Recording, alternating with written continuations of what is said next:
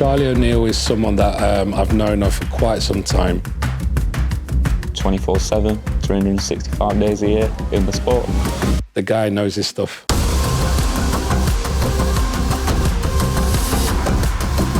We're constantly improving the facilities here at Total Combat Academy. Every level you get to, there's new things to learn, there's new details to learn. The most important values for us is respect.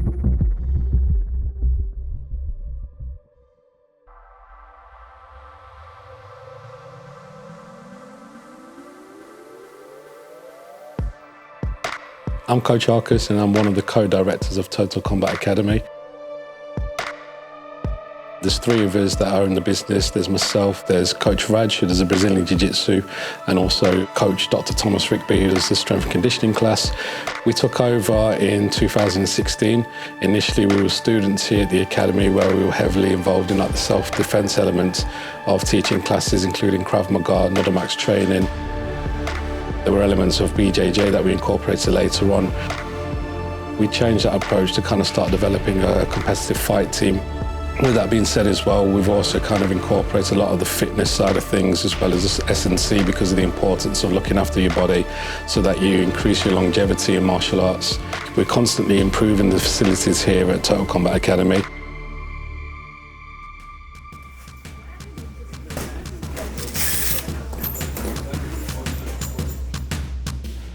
The most important values for us is respect and discipline for people that come through the door.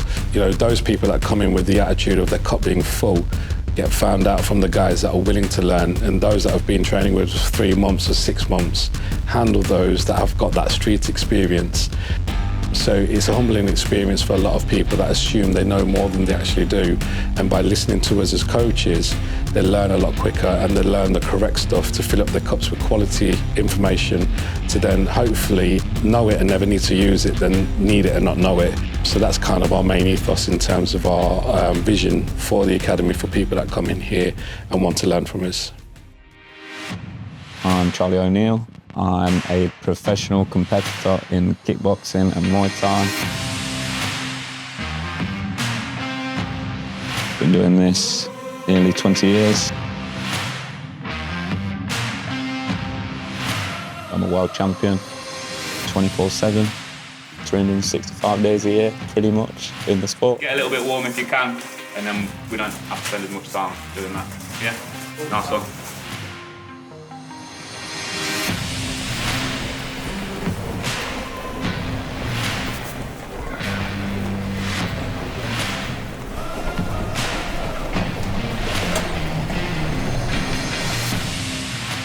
Charlie O'Neill is someone that I've known of for quite some time. I think being born and raised in Leicester, I've always followed the local talent just to see how well they're progressing and where they're kind of heading to. I knew he was going to deliver high quality stuff. The stage was set for him. Am I being proactive if I'm standing there like this with my hands up doing this? Anything I can do to disturb his shape or take control of what's actually going on is being proactive, yeah? With regards to expectations was people learning a snippet of what he was teaching. There's the centre lines where everything's travelling down. It's coming right towards me, I'm stepping off it going that way. It's a snippet and how to actually develop your own game and put your own twist to it. Pivot goes one way, horseshoe goes the other way. If I keep this left foot still, the horseshoe makes this shape, I'm going to stay in my stance. Now I have to find what are my favourite pieces to pass on, because I've had good coaches. Backward, forward, side step, ooh. I might pick 4 or 5 coaches who gave me amazing lessons, and then maybe each of those lessons I made my own spin on each one of those things. When you want to pushing forward into it, pushing off this, my head stays back. And when I look around the room, I just want to know that they've took something from it, at least one thing. So, the front one is your feint, and the back one is your rock. And use the pull of this hand to fuel this hand when you're rotating your shoulders. I want big rotations on the right hand. 3, 4,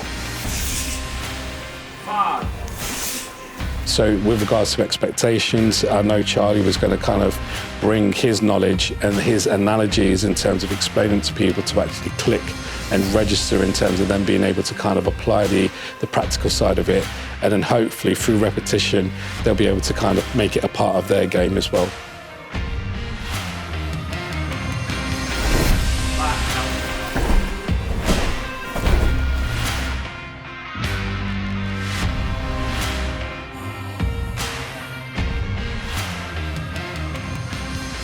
You don't have to be moving the whole round all the time. I don't want to overkill the movement. If you want to be a top level fighter, you'll have to sacrifice a lot of things. You'll have to sacrifice your ego to start with. That's the first thing you need to sacrifice because there's no place for it. Throw my switch kick, my left kick, he takes it on the arms. Now, depending on what you're doing, you can land down or you can move back. You need to be ready to be told the truth and to accept the truth, you know, from your coaches, from the people who care about you, from the people who care about your progress in the sport. And that's not always going to be what you want to hear. It shouldn't be. If you're interested in getting better, then you need to be prepared to hear the truth and to accept the truth and to do what it takes to get where you want to get to, because it's going to be difficult. No one's blocking yet, so no one should be getting injured. You should be able to put the kick in. The switch kicks go into the body.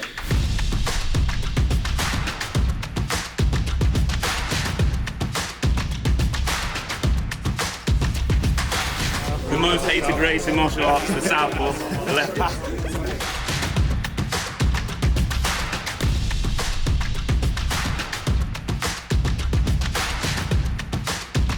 Positioning when I miss a shot is equally as important as when I land a shot. So if he leaves his arm up, when I go through it, that's going to stop me travelling through. That's the only reason he drops his hand. He drops it down by side, so the kick flies past him. There's many day-to-day challenges if you want to do a difficult sport. Some injuries will last longer than others. Say, for example, not being able to spar. There was a time I couldn't spar for maybe 2 years. That was quite a difficult time, but other than that, you have to be prepared for difficult circumstances in this.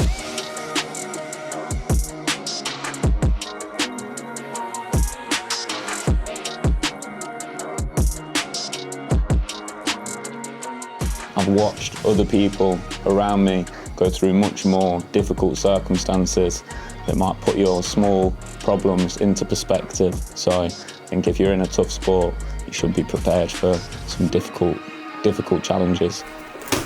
Just going 1 for 1. These little fakes that we were working on. Power on your punches, yeah? Catching the shots, getting them time.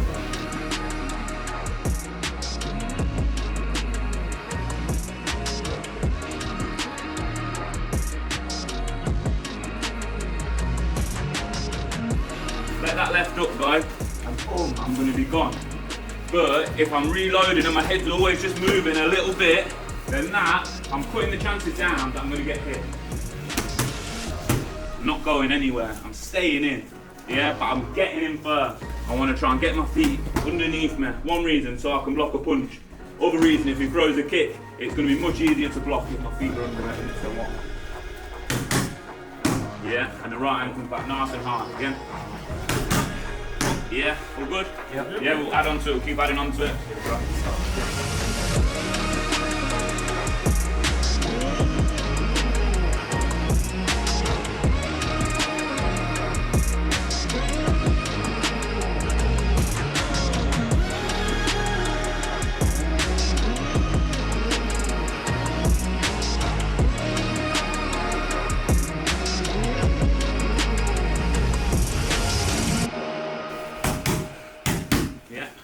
I'll give him time.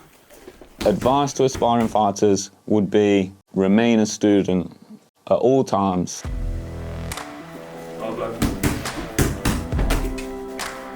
Even when you feel like you've gained a lot of experience or you've gained status or titles, you're still a student. You're good with that? Yeah. So do 5 with just some punches and then do it where you're adding the kick on.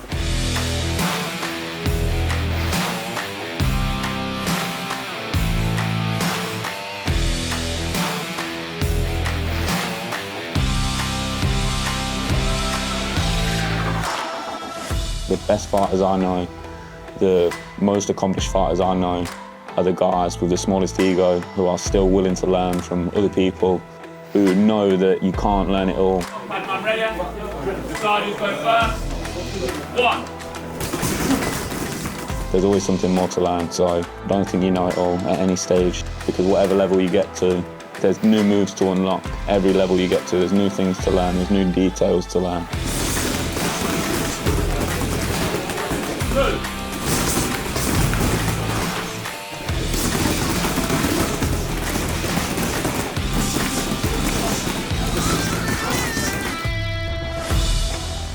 So when I stop it, I'll end up stopping it on like the front of his glove there. If I leave it later and he's jabbing me, try and get it at the very last second, I'll end up hitting him on the wrist.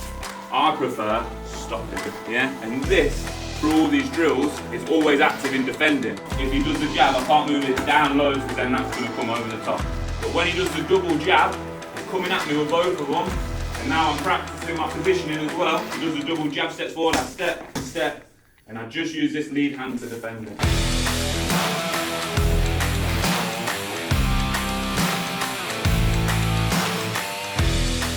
Double jab, yeah.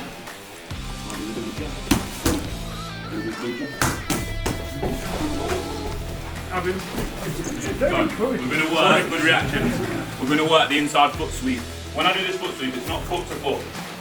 I get this part, this very low part of my shin, around the back of here, pull it this way, towards me. Yeah? All good?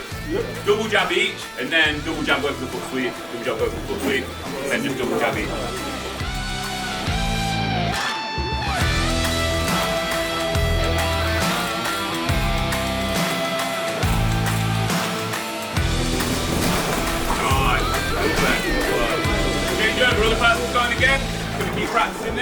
The summary in terms of the delivery of the seminar was high quality. If you are looking at getting Charlie involved and you're kind of asking questions as to what he will be delivering, the guy knows his stuff. One more set each, hands up. There's a reason as to why he's world champion. He's put the graft in, he's put the time in, he's gone places to learn from others as well.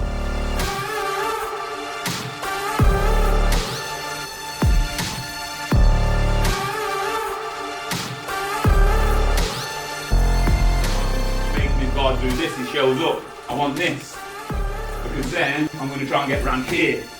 Turn my hips and shoulders, turn them back, step my feet in, turn. He's made his own kind of striking blueprint, and with regards to being able to pass on that knowledge. As a person, he's fantastic. You know, I see him as my younger brother in terms of, you know, the success that he has, the support that I want to be able to give him as well. He deserves it because of the time and sacrifices that he's made to get to where he is.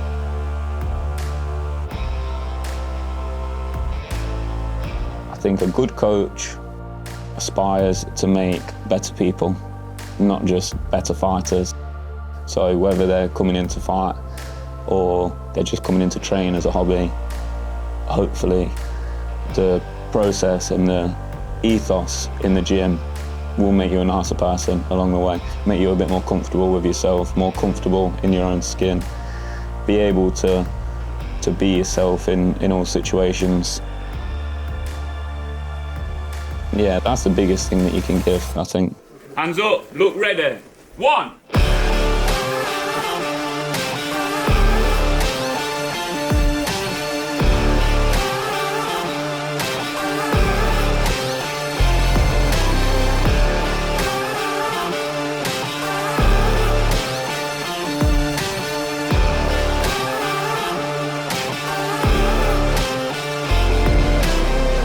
Kick him in the body. He kicks me in the body, I'll kick him in the body.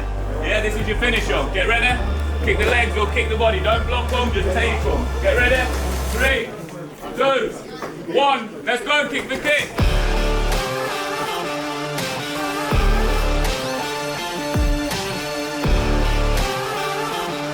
Push into each other's gloves like me and Will here. Look, hands are up. Let's go. Straight into it. Let's go. Let's go. Onto the end of the gloves.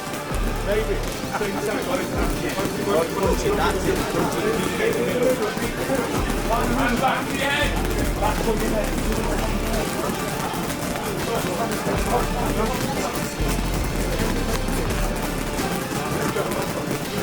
head.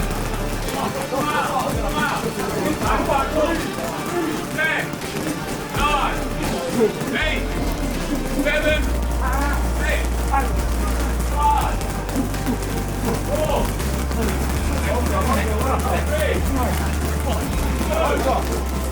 1. Back to kick the kick. Go on. Kick the kick again. Let's go. Let's go. Kick the legs up. Kick the body. Stay strong. Squeeze your stomach. Tense your legs. This is conditioning when you're tired. It's the most important.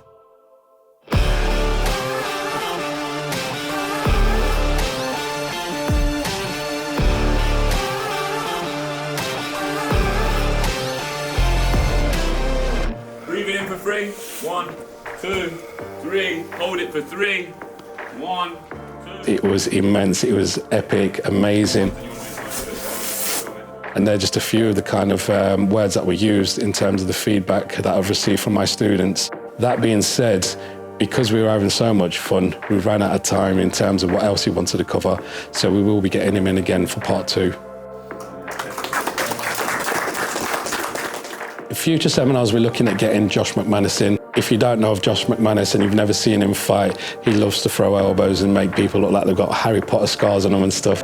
There's so much that you can learn, and like I said, his forte is elbows, so we want people to kind of start utilising the elbows in terms of the pad work, as well as then potentially moving up to B class and A class fights in the future.